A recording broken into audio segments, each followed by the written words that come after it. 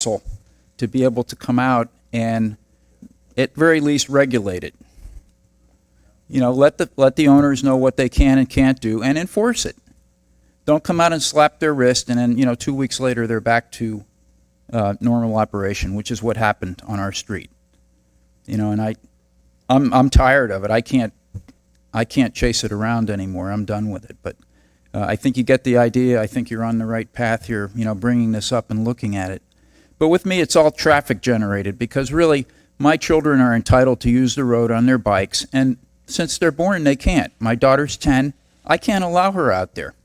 We got some big time relief, and I want to thank the whole council and everybody in the town for the 190th opening up. It has really given us more sense of neighborhood now. And tonight, as I was pulling out, there's people out walking, riding. The kids are out, and we kind of have a sense of community back to our street. But during the day, we still have all this commercial activity, and we've got all the commercial activity south of 63rd contributing to it with, workers, deliveries, normal business activities. Now, they pay taxes. They're entitled to use the road. But we really need to start working on a road for them to get in and out on. And, we had looked at it a couple years ago in the infrastructure board.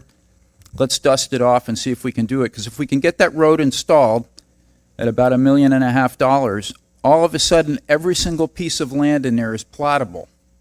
Now you can use it, you can build it.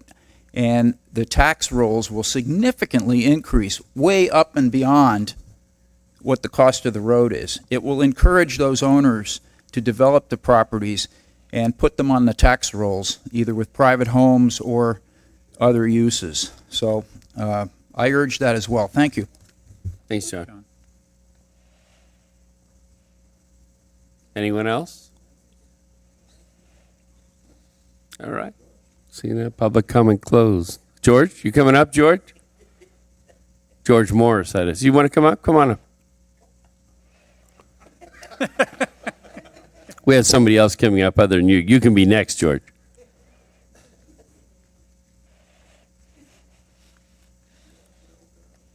I would like to say that I have been the lucky recipient of probably 7 code violation notices that came, and I like the idea that the other gentleman brought up about trying to work something out with someone if you have a problem with them, as opposed to calling code as a first line of action.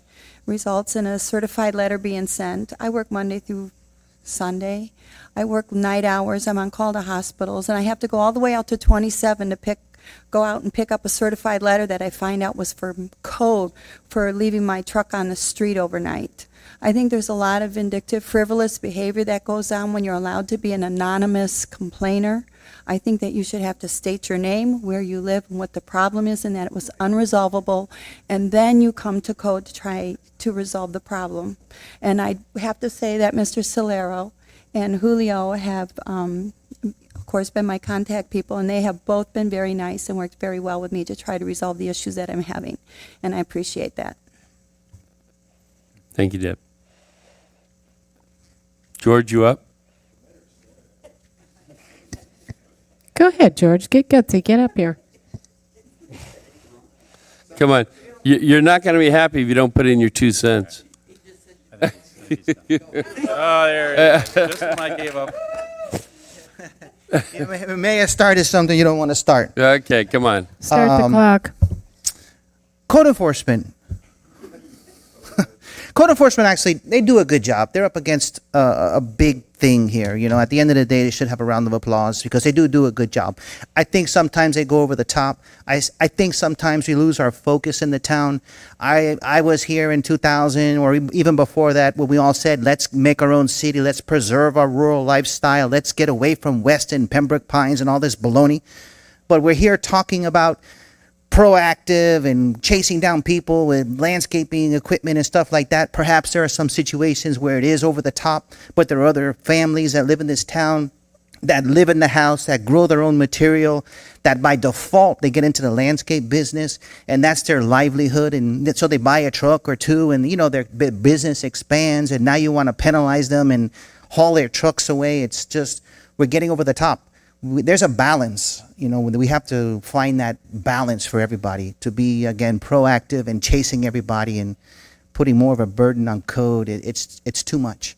There's a middle ground. We need to find it. I think, I don't want to see us go too far to the left or too far to the right. And we have to take a time approaching this and come with the right approach. That's all. Appreciate it. All right. Anyone else?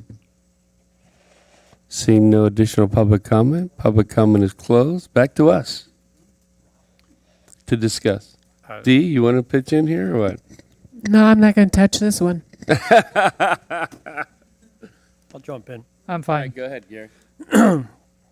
Thank you, everybody, for coming up and giving us your opinions. I can rest assured up here on the council and the dais that nobody has any intentions of doing anything against agricultural related property, equine, growing, a few bad cows, especially cows.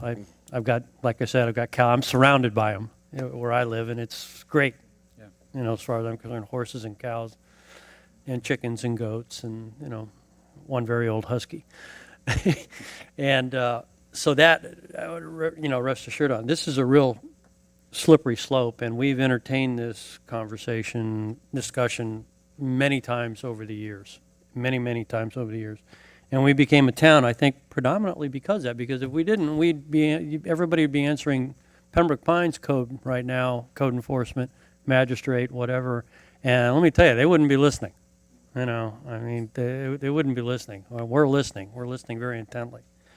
A few bad apples, as one of the speakers mentioned, a few bad apples have spoiled it for everybody, and they've abused the system. I know in my neighborhood, I believe it was a year or two ago, we had, I'm not going to name it, but we had an air conditioning company that was taking home a lot of stuff that was being repaired, and they had a huge fire. It enveloped like a half an acre and just practically burned down that whole area and a nursery around it. And my cars were covered in soot when I went out the next day. That's how, and I'm a mile away.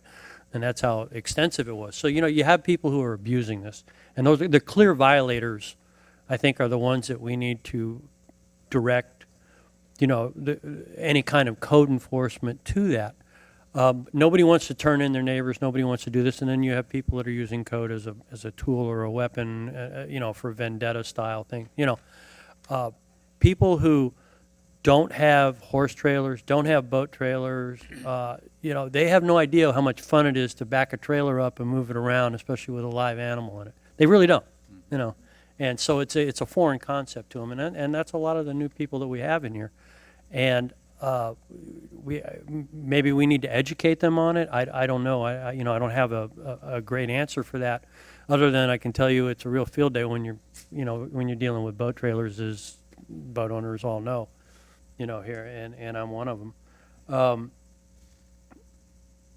The middle ground that George was talking about, George Morris, when he was talking about with code, I think we've seen that on a sliding scale go back and forth over the years. Mm-hmm. I am definitely not for any additional laws. I think we need to enforce what we have, but I think we need to be very, very careful with it. Like I said, I'm getting back to the slippery slope here, and I'm real hesitant.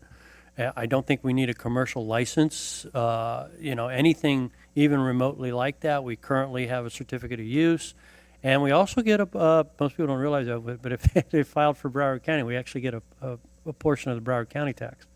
I think it comes back to us at like $43. I had Andy research it a long time ago. So there is some money that comes out of legitimate businesses, for that. Yeah, I'd hate like all get out to see, a CPA who has a one employee, suddenly get swept up in this when we've got down the street. I know in my street, there's one area where there's probably 7 different lawn companies. They come in in the morning. They come out at 5, 6 o'clock. You can just sit there and watch them go by. I'm not sure where they end up at because I never bothered to go, to chase them down. That's not what we do up here, something like that. But there's some clear violators and abusing the system. Do I have a magic wand? No, I don't think anybody up here does, to be real honest with you. But I think the clear violators should be brought to account on that, regarding non-agricultural related items. I think that's the biggest ones that we seem to be having a concern with. If it's ag related, I don't have a problem with it. I mean, with animals, horse boarding, all that. Don't have more the merrier as far as I'm concerned. We need more of that, not less of it, and we don't need to be chasing people down because they got a trailer, in their right of way or stuck on the street, or I can't tell you the number of times I've parked the boat trailer and where it probably shouldn't have been, but had to do it for whatever reason. These things happen, and that's why we lived out here. That's why we moved out here. Stuff like that. So I just want to caution the rest of the council to be very careful with this. It's a real slippery slope. I'd like to say something. Go ahead, Dee. You have to be careful that you don't pick and choose. You can't make fish of one and fowl of the other. There are people that reside in this town. One of the gentlemen that I'm thinking of, he drives a semi. That's his living. That's what he does. He brings that semi down these roads every single day, twice a day to leave and to come back. Those semis really take and tear up the roads. But this is his thing that he does. It's not like he's got more coming. He has tried to conceal it. He's had neighbors call in the past. I know, because it was in an area where I used to live. And then finally, I guess everybody just got tired and stopped. Now you talk about horse trailers. You don't have any horses, but you've got 9 trailers on your property. Okay. Do they all belong to you? Do we go in and do we check it? I mean, I wouldn't bother with it because it's just a horse trailer. But there are people complaining about it. And he lives in our town. He doesn't have any horses, but there's 9 trailers on his property. And so there you go, picking and choosing again. Who gets turned in? Are you proactive? You got to remember one thing. How rural do you want to stay? You can go into areas out west, and when I say out west, I don't mean out west in Florida. I mean out west, where anything goes on their property, anything. And then you can go into other areas where they also have rules and regulations. Farmers don't want their places all cluttered up and looking nasty and bad and just somebody dumping old stuff there. And then, 14 years later, this guy now looks like he's got a graveyard for a bunch of junk. So you have to think about how rural you want to be on this. None of us want any more rules. We didn't want the rules we had, George. We were happy being unincorporated. But we were put between a rock and a hard place, and we had to make a decision. And I think we made a great decision to become this wonderful little place that we live in, to be ourselves. So we have to be very careful about the rules that we implement to ourselves. Are we going to be proactive? We became a little proactive after the hurricane hit because of the garbage. And once everything settled down, we all backed off and it was fine. So maybe we have to hit this really hard for a little while until we get rid of some of the bigger businesses, and there are some big businesses, and you're right, most of them are out west. And they don't need to be there. We don't live in Hialeah or certain parts of Davie where they have those type of areas. Or even in Weston. Weston has storage units and all that stuff. We don't have that. We don't want it. So you really need to put some thought into, like I said, who you pick and choose. And, the guy with the semi. He got turned in constantly, and I felt so bad because it was, that was his bread and butter. That's how he made a living, and he tried really hard to conceal it, and he would get up early in the morning and sneak out and come in real late at night. I mean, he tried. He tried to be decent to his neighbors, and they just didn't want any part of it. And it finally one day, you know, he just said, you know, I'm out of here. He sold and left. Thank you. Freddie, Steve? Freddie's good. You good? Yeah, no, Go ahead. just kind of a final comment, or a few comments, I guess. One is, I just appreciate everybody coming out and making your comments, because it's really helpful to hear the resident feedback. It really is. Some of the things, a lot of the things I heard tonight reinforced what I felt like I had already heard from other residents. I'll be clear that I didn't hear anything tonight that says we need new laws or regulations. I didn't hear anything that, what I heard was that there is a lot of ordinances and laws out there that we already have on the books that we, understand are important, but they're not being enforced. And so I think what this is more about is finding the right balance, the right middle of the road, where we can address those most egregious issues, the ones that are over the top. I'm certainly have no interest in, the individuals that have businesses. And frankly, I have little or no interest in the ones that could kind of go either way. I'm interested in the ones that are over the top, that are clearly taking advantage of the situation and running an intensive commercial business in a residential neighborhood that affects traffic, affects our costs, affects our waste, affects everything we do to take away the lifestyle that we moved out here for. So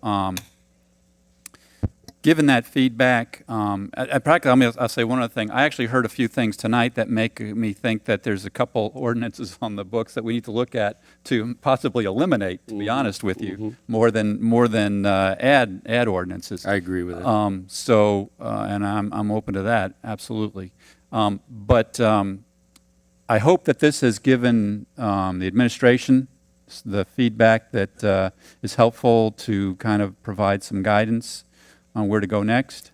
And then I'll, and I just want to say one other thing related to code itself, and that is that I just want to back up that I think we're very fortunate to have the organization and the individuals that we have here enforcing code. It is clearly one of the most difficult, and I will say clearly the least thankful job that a town has.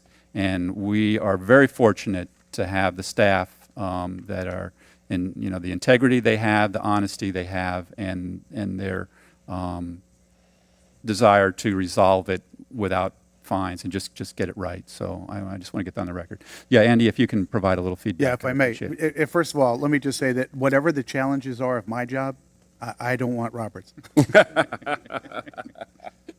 No, this has been a very good discussion. We got a lot of good input, and I think, I sense a theme of what the biggest problem is.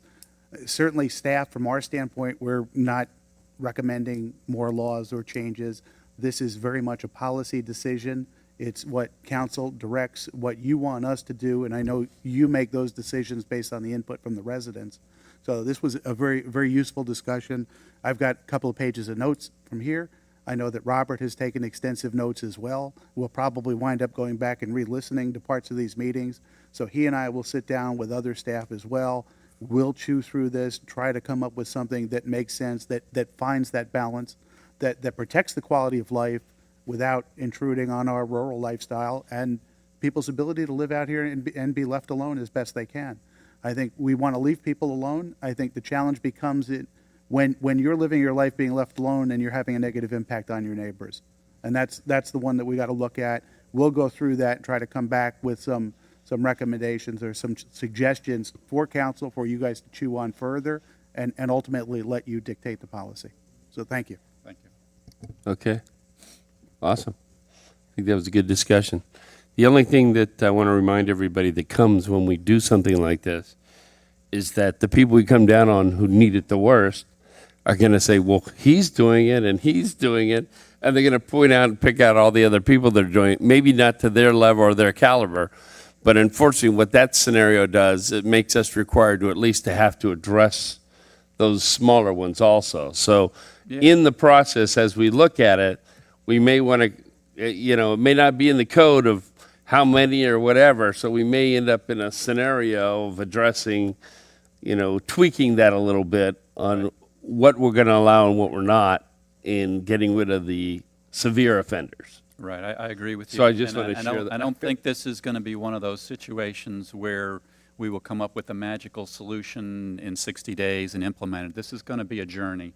This is going to be something where we improve the situation, we get some feedback, we have to tweak it a little bit more, improve the situation. I think it's going to be more of a cycle. But the advantage we have is the code enforcement people, as you said, know what we're looking for and what we want, so they're really good at what they do for us. So I would say thank you again to what you all do for us. It's a necessary evil, unfortunately, and that's about it. Anybody have any other questions or any issues? We're good. Looking for, We have some minutes to approve. okay, minutes, and we're out of here. All right. Any public comment on our minutes? Anybody read them? You want to read them? No. Just announce. Need to read it in the record. Do you need to, Just need a motion, second, Mayor, that's all. I'll make a motion to approve. Second. Okay. Any public comment on our records? None, seeing none? Call the question. Councilmember Schroeder, Yes. Councilmember Fisickelli, Yes. Councilmember Jablonski, Yes. Vice Mayor Bright Cruz. Yes. Mayor McKay. Yes. Motion passed. Motion to adjourn. Awesome. Thank you. Meeting adjourned.